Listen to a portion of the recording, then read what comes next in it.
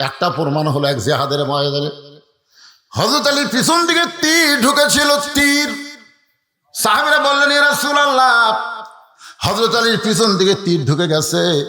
ওই তীরটা ভিতরে গোস্তের সঙ্গে এমন ভাবে জমাট বেঁধে গেছে, এখন তীরের শলাকায় হাত দিলে হযরত আলী চিৎকার দিয়ে কান্দে, হুজুর এখন আমরা পিছন দিক থেকে তীরটা কেমনে বার করব? আল্লাহ রাসূল কিছুক্ষণ মাথায় হাত দিয়ে কান্না শুরু করলেন। সাহাবীরা, হুজুর কান্দার কারণ? রাসূল বলেন, আলীর সামনের দিক থেকেও মারতে পারে, কিন্তু পিছন দিক থেকে মারলো কে? প্রত্যেকটা জিহাদের ময়দানে হযরত আলী হচ্ছেন সেনাপতি। ধরে কোন কি? সেনাপতি থাকে সামনে, পিছনে থাকে মুসলমান সৈন্য। তাহলে আলীকে কেউ যদি মারে, পিছন সামনের দিক থেকে মারবে, পিছন দিকে তীর মারলো কে? আল্লাহ রাসূল চিন্তা করে গেলেন, কে মারলো?